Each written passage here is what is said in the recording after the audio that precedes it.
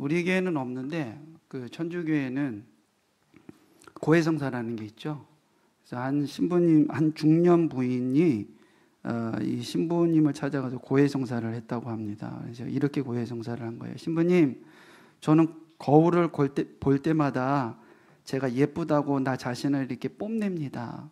저의 교만한 죄를 용서해 주세요. 이렇게 고해성사를 했어요. 그래서 이 신부님께서 커튼을 열고 그 부인의 얼굴을 흘낏 보더니 그 부인에게 이렇게 얘기하는 겁니다.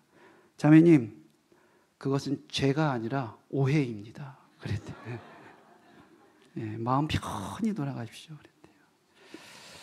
예, 오해하지 마십시오. 전 앉아서 이제 김재원 집사님 기도하는데 첫 마디에 가슴이 이렇게 하나님 앞에 이렇게 너무 깊은 감사의 고백이 이렇게 나왔어요. 할렐루야, 주님 감사합니다. 주님 사랑합니다. 두 마디에 가슴이 너무 많이 녹아져 내리는 거예요. 우리 안에 이 깊은 고백과 하나님 앞에 교통이 있기를 주의 이름으로 축원합니다. 예, 뭐 이것이 있으면 무슨 말씀이 필요하겠습니까? 그렇죠? 예.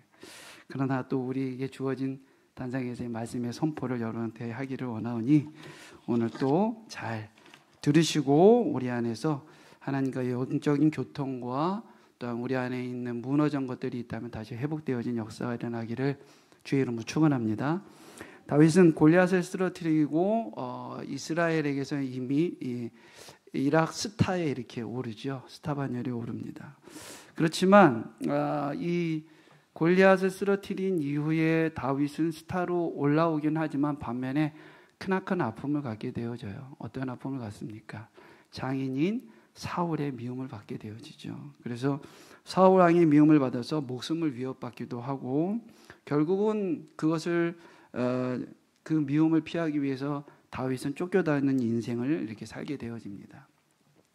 다윗은 사울 왕의 추적을 피하기 위해서 광야로 피해가죠. 그리고 이스라엘의 적인 이 블레셋 땅까지 이렇게 흘러 도망쳐서 갑니다. 숨어갑니다.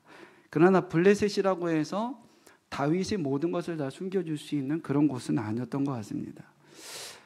다윗이 블레셋으로 들어왔다는 소식을 들었을 때 이 블레셋의 왕과 신하들은 굉장히 불안감을 느끼죠. 불안감을 느껴서 경계심을 느껴서 결국은 다윗에게 해를 가할 것에 대한 이런 분위기들이 만들어져요. 결국은 다윗은 그곳에서 모면하기 위해서 자기가 미친 척을 하죠. 정신병자 신용을 하면서 침도 질질 흘리고 막 이런 연기 아닌 연기를 하면서 이 블레셋에서 빠져나옵니다. 그때 이 블레셋에서의 그런 비참한 현실, 이런 과정에서의 비참한 현실을 그 마음을 담아서 다윗은 시편을 기록을 했는데 그것이 시편 34편과 56편입니다. 근데 이 34편과 56편의 말씀에 보면은 정말 절절합니다. 믿음의 고백이 이런 것이구나. 다윗의 믿음의 신앙의 그 깊이가 이런 것이구나. 우리가 고난과 아픔이 있을 때, 우리의 인생의 역경이 우리에게 찾아왔을 때, 우리가 눈물과 아픔이 위아래가 꽉 맞춰져 있을 때, 이런 고백을 해야 되는구나 라고 하고 있는 것이 바로 이 시편 34편 56편에 다 기록이 되어져 있는 것 같습니다. 이제 다윗과 그를 따르던 그의 부하 수백 명은 블레셋에서 더 이상 있을 수가 없죠. 그래서 블레셋에서 나와서 이스라엘로 다시 유다 광야로 돌아갑니다. 근데 유다 광야는 원체 넓기 때문에 이 다윗과 그의 일행들이 유다 광야 안에 숨어서 이곳저곳 막 움직여서 숨어 다닐 때에 사울이 도저히 찾을 수가 없는 거예요. 왔다 갔다 이곳에서 숨고 저곳에서 숨고 막 그러다 보니까요. 그런데 그렇게 사울이 추적하지 못할 정도로 이렇게 다윗이 숨어 다닙니다. 그런데 다윗의 위치가 노출되는 결정적인 계기가 되는 사건이 하나 등장을 하게 되어지는데 그것이 바로 저와 여러분들이 오늘 읽은 바로 이 그일라 사건입니다. 그일라. 오늘 1절의 말씀에 보면 이스라엘의 가장 큰 적인 이 블레셋 사람들이 그일라라고 하는 이 작은 이스라엘 마을을 공격해서 타작마당을 이렇게 탈취했다 이렇게 나옵니다.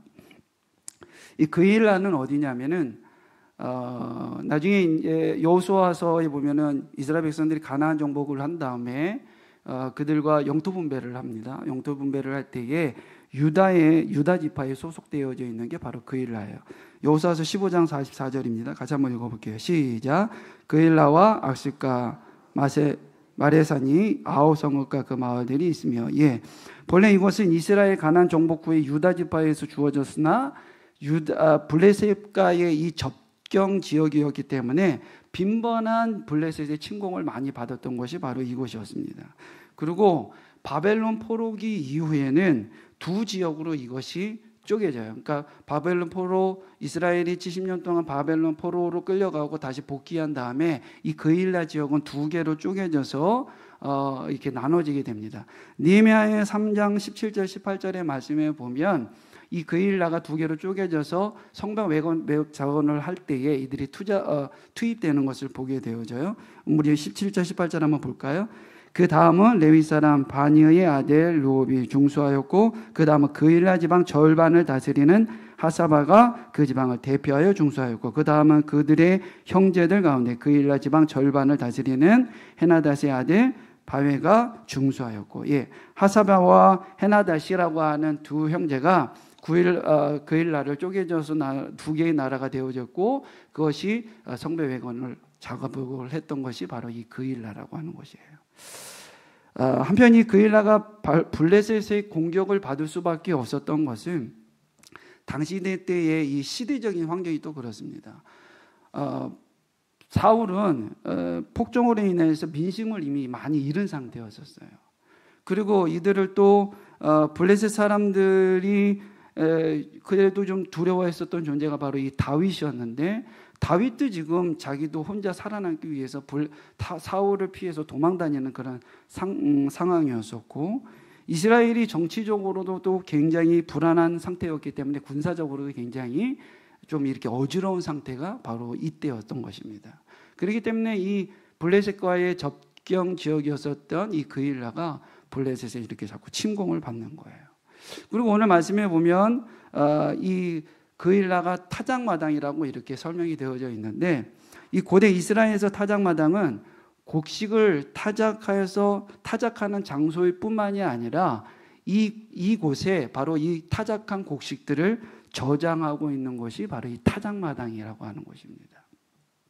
블레셋 사람들이 타작마당을 공격하여 곡식을 수탈한 시기는 보리나 밀을 추수하고 타작해서 저장하는 이 초여름으로 이렇게 예상이 되어져요. 그러니까 지금 이스라엘 백성들이 그일라 사람들이 타작을 하여서 그 타작마당에 모아서 타작을 하고 그 안에서 곡식을 이렇게 모아놓고 1년 동안 피땀 흘려서 농사를 지은 거잖아요. 제가 어렸을 때 저희 외갓집은 경기도 포천군 관인면 그 뒤에 주소는 잊어버려서 생각이 잘 안 나는데 한탄강 주변이었었어요. 그런데 이제 어렸을 때 외갓집에 이제 저는 많이 가 있었던 것 같아요. 이제 부모님이 사업을 하시고 그러다 보니까 누가 돌볼 사람이 없으니까 이제 제가 외갓집에 가 있었는데, 추수 때 이제 어렴풋이 생각이 나면 추수 때 되면 이제 그 가을에 대해서 이제 벼를 다 베잖아요. 벼를 내면은 할머니가 이제 올라오셔가지고 참을 들고 가요. 근데 왜 꼭 참을 들고 갈 때 막걸리를 가지고 가는지 몰라요. 이렇게 좀 알딸딸하면 일을 더 잘하나요? 그런데 어른들이 참 짓궂죠. 왜 아무것도 모르는 그 한 3살, 5살 배기 그 애기한테 왜 술을 먹일까요? 제가 원래 굉장히 똑똑하고 괜찮은 사람이었거든요. 그때 그게 맞춰서 그런가 봐요. 근데 추수를 할 때 그 어른들이 그 어린 날에 그 모습을 이렇게 제가 그 어른들의 모습을 보면 그렇게 행복해 하더라고요. 힘들지만 1년 동안 내가 농사를 지어서 이런 추수를 하는 것에 대해서 굉장히 어른들이 행복해하는 모습을 보게 됩니다. 근데 바로 이 그일라 사람들도 똑같아요. 1년 동안 이들이 얼마나 열심히 농작을 지었겠습니까? 피땀 흘려서 농사를 하고 곡식들을 다 했는데 이걸 그대로 다 뺏기게 생긴 겁니다. 그러니까 이들의 마음이 얼마나 아팠겠어요. 그리고 이 추수 때가 1년 중에 가장 기쁜 때인데 이때 침공을 받게 되어졌으니 얼마나 이 시간이 두려운 시간이 되고 얼마나 절망적인 시간이 되었겠습니까? 더군다나 이게 지금 곡식만 빼앗기는 것이 문제가 아니라 잘못하면 자신들의 목숨까지도 잃게 될 상황이 벌어진 것이 지금 이런 상황이에요. 그래서 사울 왕에게 가서 이걸 좀 이야기를 해서 좀 도움을 받고 싶지만 지금 이 사울 왕의 상태가 그런 상태가 아닙니다. 멀기도 너무 멀리 떨어져 있지만 성경에 보면 뒤에 후에 보면은 사울 왕이 지금 정신이 다 어디에 팔려 있냐면 오직 다윗을 잡기 위한 것에만 다 지금 정신이 팔려 있어요. 그러니까 민족을 자기의 백성들을 돌아볼 수 있는 여력이 지금 없는 겁니다. 그러니까 그일라가 도움을 요청을 하고 싶어도 도움을 요청할 수가 없는 겁니다.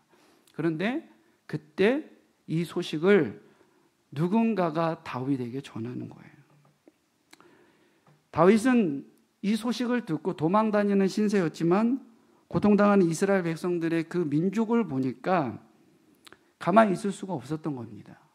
돕고 싶은 마음이 그 안에 가득하게 있는 겁니다.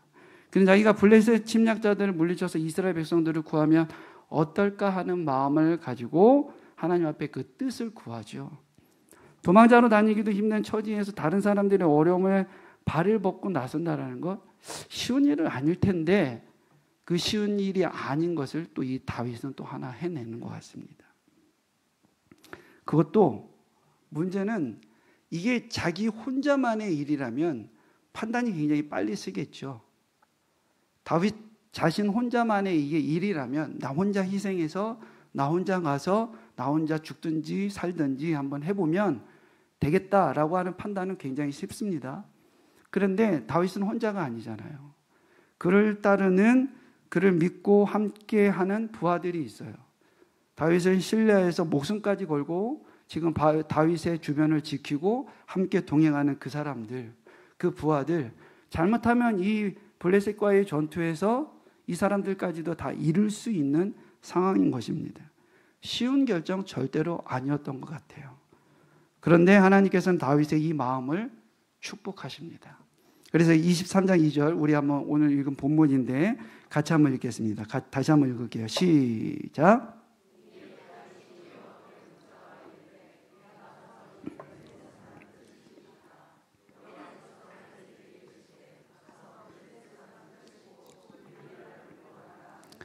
예, 다윗이 묻습니다. 하나님 앞에 묻자와, 여기서 묻자와라는 것은 이 우림과 둠밈에 대해서 이야기하는데 이건 나중에 시간이 되면 다시 한번 제가 이 설명을 해드리겠습니다. 어떻게 됐든 하나님께서 그 일날을 어떻게 하면 되겠습니까? 가서 도와줍니까? 라고 이렇게 질문을 했더니 하나님께서 가서 그리하라 이렇게 이야기를 합니다. 그러나 중요한 것은 무엇이에요? 다윗 혼자는 그렇게 해서 하나님 앞에 응답을 받았지만 이 결정권을 왕으로서 내리기는 하지만 중요한 것은 주변의 사람들을 무시할 수가 없습니다. 하나님의 응답은 받았지만 다윗의 부하들이 강력하게 반대를 하는 거예요. 자, 한번 3절 한번 읽어볼까요? 같이 읽겠습니다. 시작. 다윗의 사람들이 그에게 이르되 보소서 우리가 유다에 있기도 두렵거든 하물며 그일라에 가서 블레셋 사람들의 군대를 치는 일이리까 한지라. 예, 다윗의 부하들이 조언은 현실적으로 굉장히 맞는 말 아닙니까? 아무리 생각해봐도 이제 그 블레셋에서 막 그렇게 어렵게 막 그렇게 미친 척 하다가 이제 잘 안전하게 유다 광야로 들어와서 이제 잘 은폐 잘해서 잘 하고 있는데 지금 잘못 들어갔다가 그 안에 들어가서 유다 지역에서도 이렇게 위험한데 유다 지역에 우리 민족이 있는 이 유다 지역 안에서도 이렇게 위험한데 잘못 들어가서 거기서 전쟁을 벌이다가 사울이 알게 되면 어떻게 되겠느냐 이 이야기라는 거예요. 현실적인 판단이 굉장히 냉철합니다. 그리고 분별력이 되게 좋습니다. 그래도 쫓겨다니는 처지에 이런 일을 할 수 없다라고 하는 이야기를 계속해서 이야기하는 거예요. 인간적으로 생각해보면 이 부하들이 반대하는 것은 당연한 것이죠. 게다가 지금도 도망자인 자신들의 위치가 노출되지 않도록 이 지주군듯이 있어야 되는데 만약 그일라 사람들을 돕기 위해서 블레셋 사람들과 전쟁을 치르게 된다면 블레셋과의 전쟁뿐만이 아니라 다윗을 집요하게 지금 쫓아다니는 사울이 이 소식을 듣고 쫓아오겠다는 거예요. 그러면 결국은 블레셋과의 전쟁은 앞에서 이루어지고 앞에서는 블레셋이 있고 뒤에서는 지금 사울이 다윗의 일행들을 죽이기 위해서 쫓아오는 이런 상황이 벌어지는 것입니다. 이건 뭐 생각하지 않아도 뻔히 드러날 수 있는 일인 거예요. 그일라 사람들의 상황이 딱하기는 하지만 일단 자신들이 사는 것이 먼저지 않겠느냐, 이렇게 부하들은 이야기를 하는 겁니다. 아무리 유다민족이라고 할지라도 생판 모르는 남인데, 그일라 백성들, 그들은 어떻게 보면 남인데 그렇게까지 위험을 무릅쓰고 개입할 필요가 있겠는가, 이렇게 이야기를 하는 겁니다. 왜 그랬을까요? 말씀해 보면 두려운 마음이 이들 안에 있었기 때문에 그렇습니다. 우리 뇌 안에는 해마라는 게 있대요. 해마. 이 해마의 기능이 무엇이냐면 이 사람의 행동과 생각을 제어하는 것이 바로 이 해마가 하는 그런 역할이라고 합니다. 주요 이 해마의 주요 기능들은 무엇이냐면 감각과 운동과 생각과 행동들이 이 안에 들어가서 이 감각 기능들을 통하여서 정보를 수집을 하는 거예요. 우리의 감각 기능들을 통해서 이 정보들을 다 수집을 합니다. 수집을 해서 이것이 운동신경으로 전달되어져서 다양한 부위에 이 정보를 전달을 해요. 그리고 생각 기능을 실행을 해서 이것이 어떻게 구조적으로 움직일 것인지 우리의 신체를 통솔하는 것이 바로 이 해마라고 하는 역할이에요. 그러니까 결국은 해마에서 해마의 감각기관을 통해서 위험 요소가 들어오게 되어진다면 이 해마가 다시 컨트롤을 해서 우리의 신체에 운동신경으로 전달되어져서 운동신경이 있는 우리의 신체들이 거기 가면 위험해! 가지마! 이러고 딱 제어를 한다는 거예요. 깜짝 놀랐죠? 눈이 번쩍 뜨이죠? 네. 그리고 이렇게 탁 들어가서 이 해마가 우리 모든 기능들을 이렇게 제어한다는 거예요. 그래서 이 해마의 감각 기능을 통해서 두려운 요소가 싹 들어오게 되어진다면 우리의 신체가 갑자기 웅크려들고 이렇게 머무적거리고 머물러거리는 겁니다. 전진하지 못하고. 인간에게는 6가지의 기본적인 두려움이 있답니다.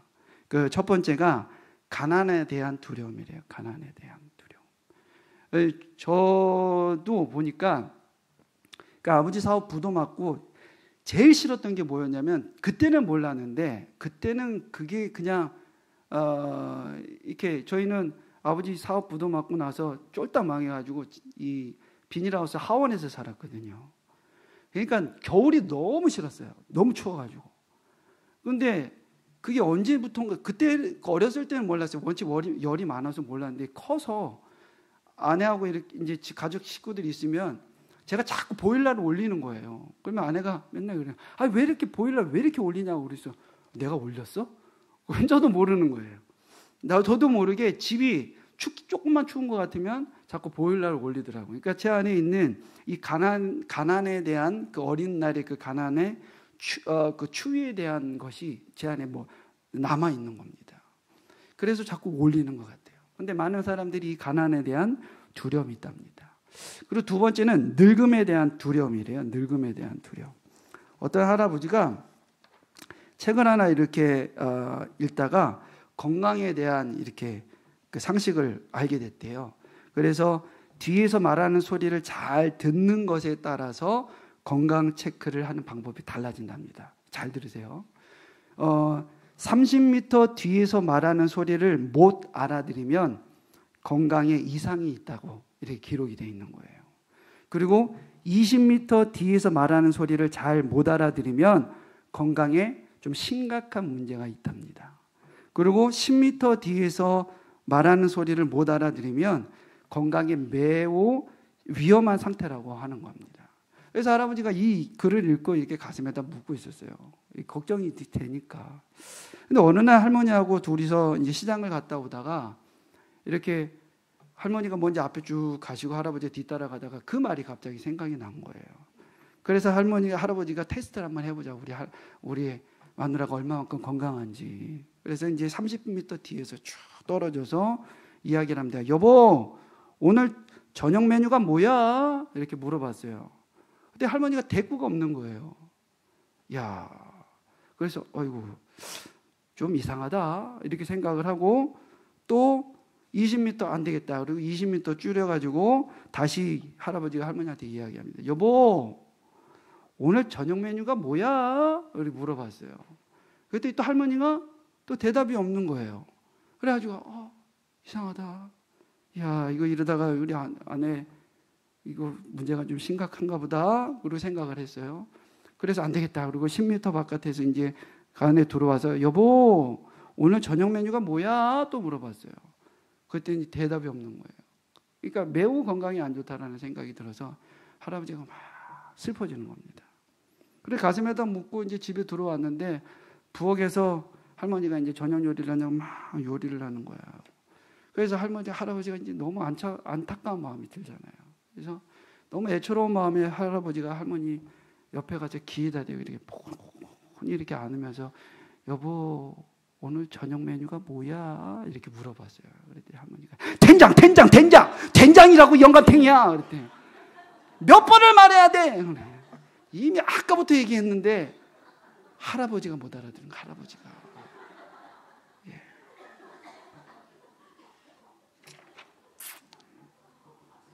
네. 잘 알아들으세요. 네. 늙음에 대한 건강이 있대요. 두려움이 있답니다. 그리고 타인의 비판에 대한 두려움이 있대요. 타인의 비판에 대한 두려움. 이 타인 비판에 대한 두려움 때문에 무엇이 생기느냐면 상술이 생기는 거예요. 계절에 따라서 분기에 따라서 옷이 변하는 이유가 그것이랍니다. 그리고 차량의 디자인이 바뀌는 이유가 그런 거래요. 왜 그러냐면 디자인이 바뀌고 새로운 디자인이 돌출되어져 있는데 자기는 뒤처진 옷을 입기를 두려워하는 인간의 이 심리를 이용한다는 거예요. 타인들의 비판에 대한, 타인들의 평가에 대한 이 시선이 두려워서 새로운 물건을 사고 새로 나온 것들을 자꾸 구입한다는 거예요. 이것이 바로 타인의 비판에 대한 두려움이래요. 네 번째는 사랑 상실에 대한 두려움이고, 다섯 번째가 건강 상실에 대한 두려움이고, 여섯 번째가 죽음에 대한 두려움이래요. 그런데 두려움 중에 가장 큰 두려움이 바로 이 죽음에 대한 두려움이라고 합니다. 인간 두려움의 원인이 그러면 여러분 어디에서 나올까요? 말씀을 이렇게 보다가 이사야 43장 1절의 말씀을 보는데 갑자기 이런 말씀이 딱 생각이 나는 거예요. 우리 한번 말씀 볼까요? 이사야 43장 1절입니다. 같이 읽겠습니다. 시작. 야곱아 너를 창조하신 여호와께서 지금 말씀하시느니라. 이스라엘아 너를 지으신 이가 말씀하시느니라. 너는 두려워하지 말라. 내가 너를 구속하였고 내가 너를 지명하여 불러나니 너는 내 것이라. 예, 두려워하지 말랍니다. 예. 그런데 여러분 이거를 거꾸로 뒤집어서 얘기하면 이런 거예요. 두려워하지 말라를 왜 두려워합니까? 뒤에 보면은 내가 너를 구속한 여호와 하나님을 너희가 상실했기 때문이라는 거예요. 이들에게 두려움이 찾아오는 이유는 내가 너를 구속하였고 내가 너를 지명하여 불른 나 여호와 너의 구원자이시고 너희의 아버지가 되는 분이 바로 나 여호와 하나님인데 너희가 그것을 상실했기 때문에 두려워한다라는 거예요. 그래서 두려워하지 말라는 거예요. 여호와 하나님께서 두려워 말라. 내가 너를 구속하였노라. 내가 너를 지명하여 내가 너를 불렀노라. 너는 내 것이라. 할렐루야. 우리 안에 이것만 든든하게 쓴다면 우리는 두려워할 일이 없습니다. 그러나 우리 안에 이것이 자꾸 상실이 되어지니까 두려움이라고 하는 이 존재들이 자꾸 들어와 내 삶의 환경과 고난과 상황에 자꾸 우리의 시선이 고착화되어지는 거예요. 그래서 거기에 시선이 고착화되어지다 보니까 하나님을 바라보지 못하고 내가 어떤 존재인지를 자꾸 상실하면서 살아가는 겁니다. 하나님은 우리를 신실하게 도우시고 동행하시는 여호와 하나님인 줄 믿습니다. 다윗은 현실적인 어려움을 고려한 이 부하들의 강력한 반대에 부딪히자 마음이 흔들리는 겁니다. 그리고 이 현실적인 문제, 더군다나 다윗이 신뢰하고 그를 위해서 목숨까지 바쳐서 충성하는 이 부하들의 건의이기 때문에 이걸 그냥 이렇게 외면할 수가 없는 거예요. 그러면 어떤 선택이 옳은 것일까요, 여러분? 다윗의 선택은 무엇이었습니까? 기도였습니다. 기도. 4절 한번 오늘 본문 4절입니다. 같이 읽겠습니다. 시작.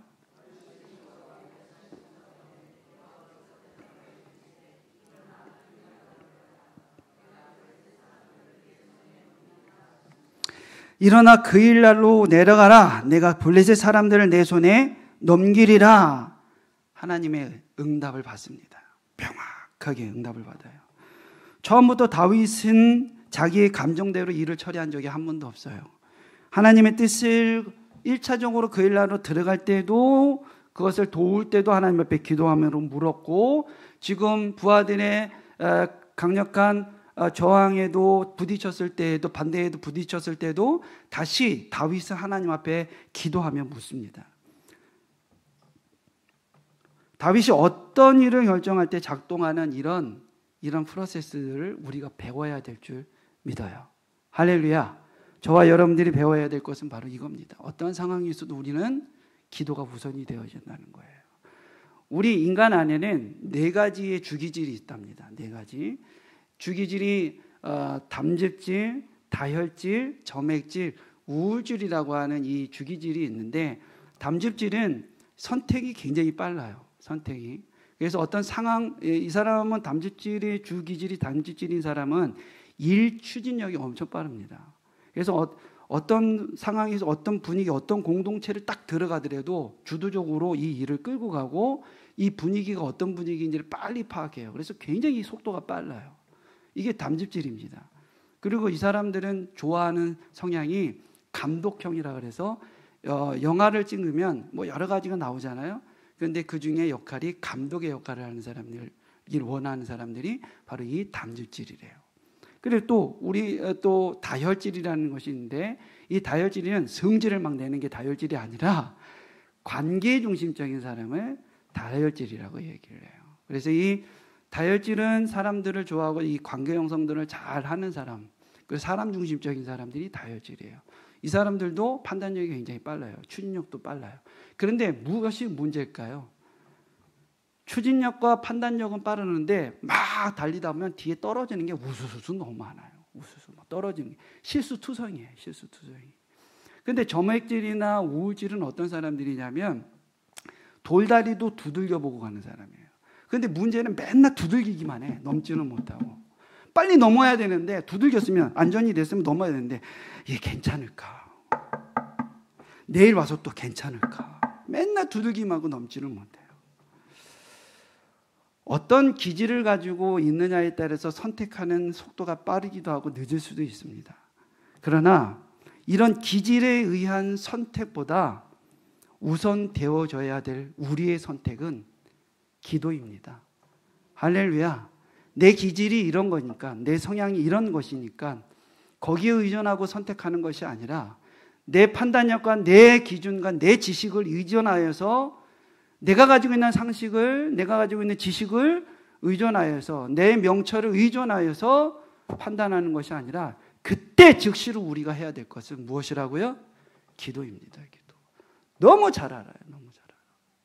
저도 그렇고 여러분들도 그렇고 너무 잘 알지만 삶 속에 적용하면서 살아가는 것이 참 더딘 것이 이거인 것 같아요. 본능적으로 어떤 사건이, 어떤 일들이 있으면 우리는 그냥 내 지식을 먼저, 나는 틀림없어, 나의 생각, 나의 행동, 나의 경험은 틀림없어, 너무 자신에 대한 완벽한 생각이 있다 보면 기도보다 그 생각이 앞서더라는 거예요. 그때 우리가 해야 될 것은 기도입니다. 할렐루야. 이것은 다윗의 그 평소의 모든 삶을 통해서도 우리가 볼 수 있는 것인 줄 알아요. 또한 우리는 우리의 뜻과 사람들의 의견이 이렇게 부딪힐 때 깊이 고민하고 좀 이렇게 생각을 해야 될 그런 조율하는 또한 그런 훈련이 필요합니다. 왜 그러냐면 우리는 우리 주변 사람들의 말에 좀 귀를 기울일 필요성도 있어요. 그 이유는 하나님께서 그들을 통해서도 분명히 말씀하시기 때문에 그래요. 하나님은 우리 사람을 통하여서 우리에게 말씀하신 경향이 많거든요. 물론 급할 때는 당나귀를 통하여서, 나귀를 통하여서도 우리에게 말씀하시지만, 갖가지를 통해서도 말씀을 하시지만 하나님은 주로 사람을 통하여 역사를 하십니다. 그래서 그들의 전문성, 그들이 가지고 있는 지혜로 그의 나의 부족한 점들을 채워가기 위하고 보완해 주기 위해서 그렇게 우리 주변에 사람들을 이렇게 붙여주시는 것이에요. 그러니까 그런 사람들의 소리를 반드시 우리는 잘 들어야 될 또한 일들이 있다라는 겁니다. 잘 듣기를 주의 이름으로 소망합니다.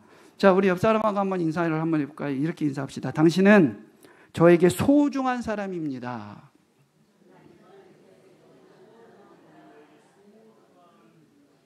예, 많이 말씀해 주십시오.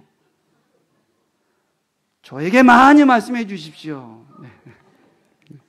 네, 그렇습니다, 여러분. 잘 들으시고 잘 이해하시기 바랍니다. 그런데 때로는 그런 많은 이야기를 듣는 것도 중요하지만 사람들이 말려도 반드시 순종해야 될 하나님의 명령이 있다라는 거예요. 그것이 바로 분별력입니다. 그리고 그것이 통찰력이고요. 그래서 우리는 이 분별력과 통찰력을 잘 소유하여 오늘 다윗이 하나님 앞에 그 분별력과 통찰력으로 나갔던 것처럼 나아가는 저와 여러분들의 삶이 되어지기를 주의 이름으로 소망합니다. 다윗의 부하들은 분명히 상식적으로 영리한 판단을 했습니다. 그리고 도망자 신분의 블레셋 정규군과 싸움을 한다면, 전쟁을 한다면 득보다는 실이 일어날 것이 극명한 사실이었어요. 그러나 부하들 말대로 했다면 적어도 손해보지는 않았을 것입니다. 적어도 당분간 안전할 수는 있었을 것이에요. 그 일날을 굳이 돕지 않아도 돼. 돕지 않아도 왜 도와주지 않느냐고 손가락질할 사람들 아무도 없었습니다. 그럼에도 다윗은 안전한 길을 포기하고 자기 몸을 던져서 남을 돕는 일을 선택을 합니다. 왜 그랬습니까? 4절에 말씀하신 것 같이 하나님의 음성을 다윗이 들었기 때문에 그래요. 그래서 하나님의 우리 음성이, 하나님의 명령이 갖가지 사람들에게 반드시 말씀을 통해서 우리에게 오시거든요. 그 말씀을 통해서 우리에게 오시는 그 명령에 우리는 절대적으로 순종하여 나가는 저와 여러분들이 되어지기를 주의 이름으로 소망합니다. 다윗은 하나님의 음성을 듣고 확신을 가진 뒤 내키지 않아 하는 그 부하들을 설득을 합니다. 하나님의 일하심에 대해 설득을 합니다. 그리고 즉각적으로 출전하여서 승승장구하여 이 전쟁에서 승리를 합니다. 우리가 어려움에 처한 사람들을 만날 때 말로 하는 거 되게 쉬워요. 그리고 적당히 어느 정도 선에서 도와주는 거 그래도 좀 할 수가 있습니다. 더 쉬운 것은 다른 사람에게 부탁하는 거 더 쉬워요. 근데 정말 어려운 거는 내가 어려울 때 도와주는 게 정말 어렵습니다. 회개하는 게 하나 있어요. 이건 저의 속마음이었었죠. 속마음. 근데 부끄러운 저의 속마음이었었습니다. 목사님께서 온마을교회 건축 선교를 하신다고 하실 때 4월달 대신방이 잡혔는데 이걸 목사님 일정이 너무 빡빡한데 이걸 굳이 지금 이 시간에 해야 될까? 라고 하는 그 우려의 마음이 제 안에 있었어요. 왜냐하면 이제 저희는 실무를 해야 되니까 그리고 행정을 하고 또한 이 대신방의 중요성이 어느 정도 아니까 그래서 한 달만 미루고 했으면 좋겠다 이 생각이 제 안에 있었습니다. 근데 이게 강행이 되어져서 일이 진행이 되어지고 또 이렇게 건축선교팀들이 또 이게 급작스럽게 이게 일정이 변경이 되어지는 바람에 일할 수 있는 사람이 없었어요. 그래서 목사님 혼자 가서 일하시는 모습이 장로님하고 두 분이서 가서 한다는 거예요. 그래서 또 마음이 무겁잖아요. 두 분이서 하면은 한 손이라도 좀 덜어드려야겠다. 그래서 이제 가서 저도 같이 이렇게 일을 하게 되어졌습니다. 일을 하면서 이상문 목사님, 그 온마을교회 목사님하고 이렇게 이야기를 하는 가운데 그렇구나. 하나님의 일하심은 분명하구나. 안전한 시간, 여유로운 시간, 있을 수 있는 좀 넉넉한 시간에 할 수 있는 것은 누구나 다 할 수 있다. 그런데 그 시간을 쪼개서 어려운 시간, 내가 할 수 없는 시간을 쪼개서 하는 거는 진짜 헌신이구나. 그래서 제 목사님을 존경하는 것 같아요. 예. 그런 일정 속에서, 그 빡빡한 일정 속에서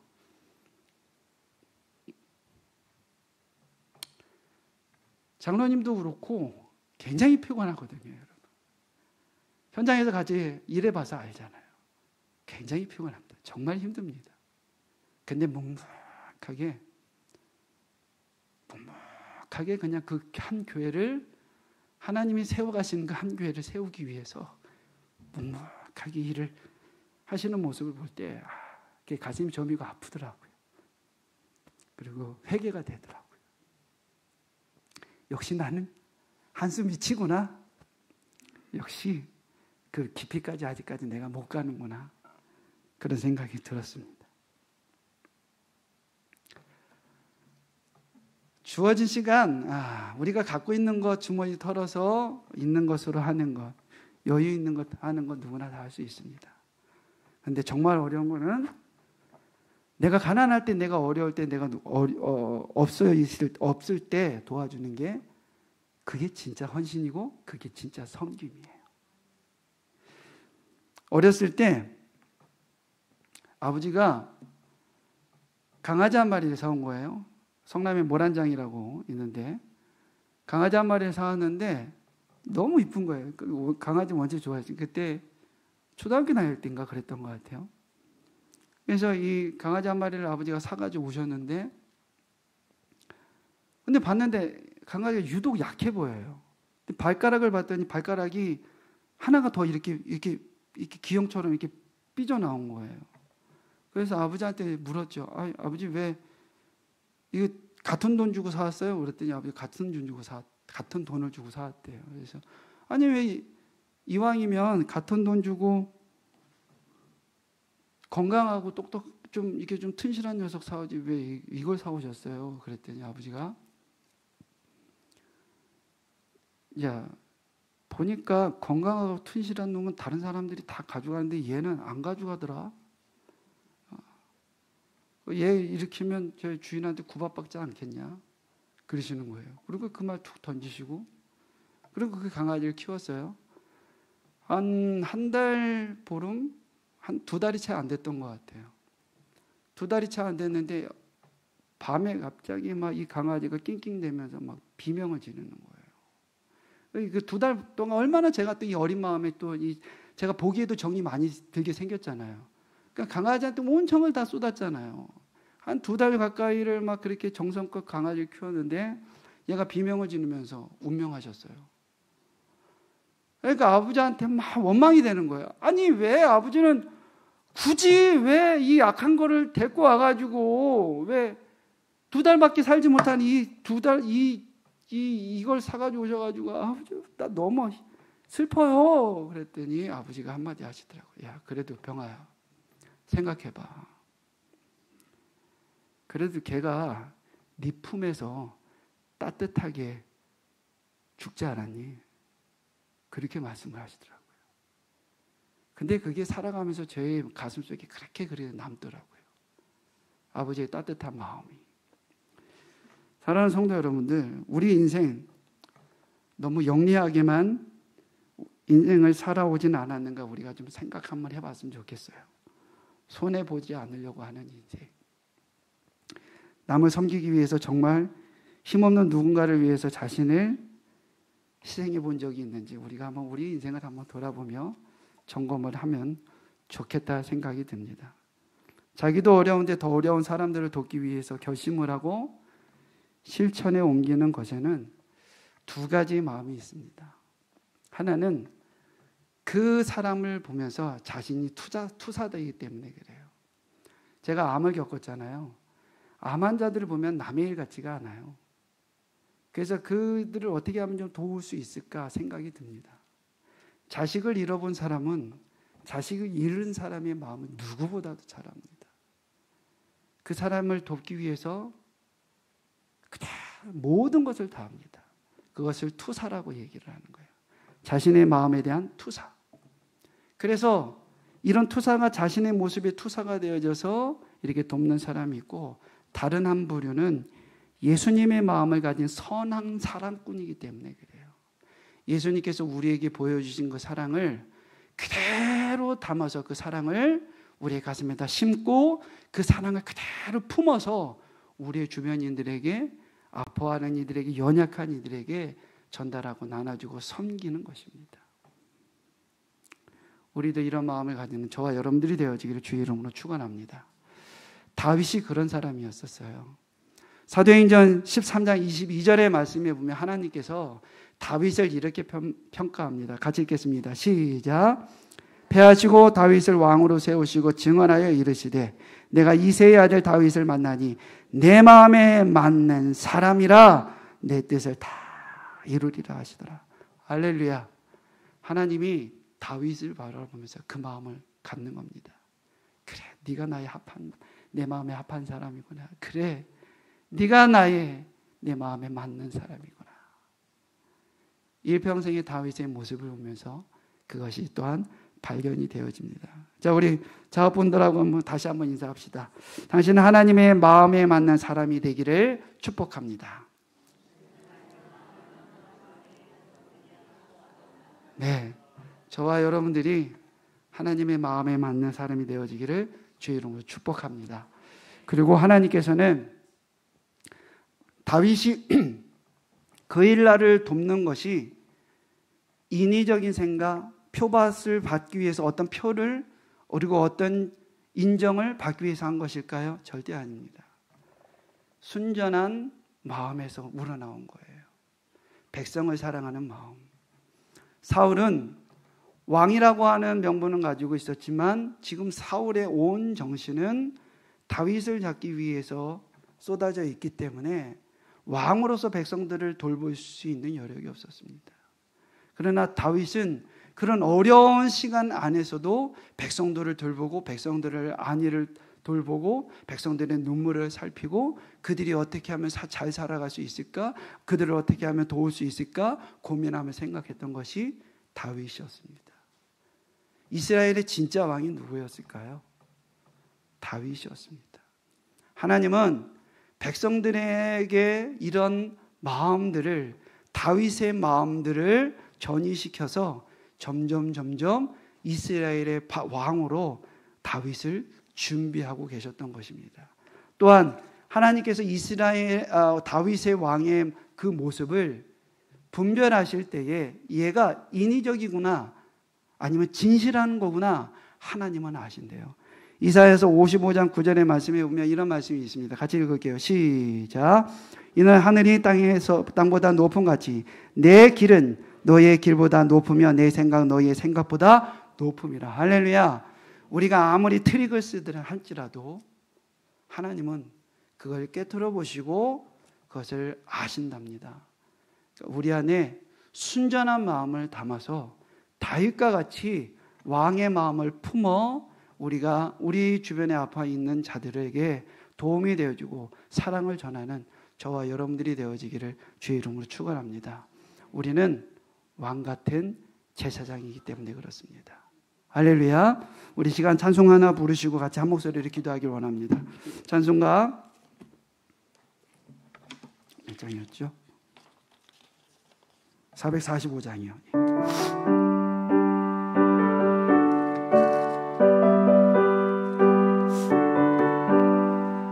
대산을 넘어 엄곡에 가도 빛 가운데